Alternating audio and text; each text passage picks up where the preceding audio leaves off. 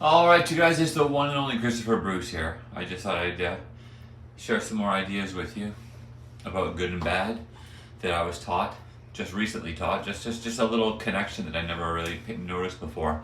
Okay, so basically, the word good means that which is desirable and or acceptable, which actually breaks down to just basically being that which is acceptable, because what is acceptable is what is desirable. So the word good simply means that which is acceptable. All right. When you look at all the farm animals on this world, like cows, pigs, chickens, sheep, whatever, are they not acceptable beings? They don't hurt anyone, they don't hunt, they don't prey upon anyone, they just graze around, roam around, and mind their own business for the most part. That would make them acceptable beings, would it not? So, if they're acceptable, then that means they're good beings. Now, if there's a genuine God in this reality, that God is a compressed version of good. So you take all good in existence, compress it down, and it turns into God. So a God is the leader of all good, focused into one point. All right. So there's team good, all good in existence. All this countertop, the sink, the mirror, my clothes, the minerals, the plants, the plants and the resources on this world are all good. They're a part of team good. All good life forms in reality are a part of the gods. So cows, chickens, pigs, etc.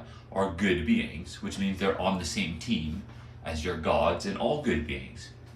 When you attack one of those beings and destroy its life, you're attacking all good in existence. So you're not just hurting one chicken or one pig or one cow or whatever. You're assaulting all good in existence, including true gods, true good beings. Now, no true God or good being is going to say, yeah, those good beings over there, trash their lives, I don't care, they don't matter. No good being is going to do that, ever, because they're all the same team. Yeah. So basically, on this world, when you see countless good beings, cows, chickens, pigs, horses, whatever, all being used and abused for amusement or pleasure and happiness and food and stuff like that. And you don't need them for food. Maybe a long time ago it would have helped to have them for food. But when you look at other life forms on this planet, like elephants or gorillas and stuff like that, they just live off of plants and they become big and strong and healthy. Yeah. So it's like saying you don't need, at least maybe your human sciences tell you that you need to eat animal products. But what did humans do 100,000 years ago before they invented bows and arrows and spears and stuff like that? I'm assuming they just ate plants. Yeah. But anyway, so yeah, no good being is going to tell you that it's okay to hurt other good beings, ever. So if a being comes and says, "Hey, I'm God. I'm the Abrahamic God. I'm Jesus. I'm this. I'm that. Whatever," any being that says that, and then says, you can go and hurt those good beings. Use those cows, those chickens, those pigs, whatever. They're just a disposable resource for your amusement. You have free reign to do it with them if you will. Any being that tells you you have free reign to destroy good beings as you want is not a good being. It's a sick in the fucking head evil motherfucker. And that's your Abrahamic God. That's Allah. That's Jesus. That's Allah. That's Yahweh. A sick in the head evil motherfucker. So there you go.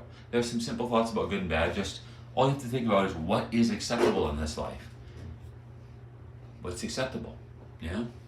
And that's another thing you gotta think about is when you're attacking all good in existence, like when you attack a good being, like a pig or something, when you hurt a pig, or when you hurt a grasshopper or a fly or something like that, when you kill a fly, literally when you kill a fly, you're attacking all good in existence.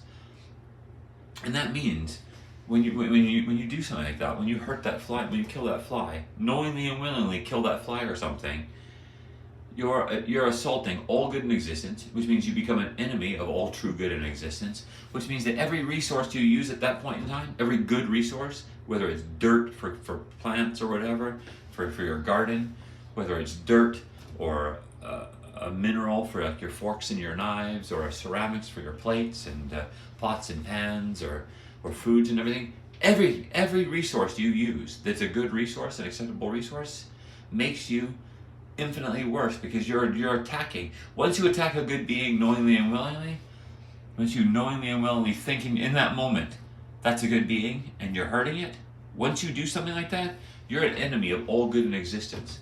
So the moment you use any resource to continue living, it's a constant assault against all good beings in existence. Like that's what they taught me. And once you think about it, you understand it. It's like, holy shit. You know, like what humanity's been taught for thousands of years is just idiotic bullshit. You know, it's mind-boggling how stupid people can be to follow such idiotic ways for thousands of years, apparently. But anyway, yeah, I just thought I'd share that with you, and yeah, I'll tell you some more someday when I feel like it, when I get reminders from the gods.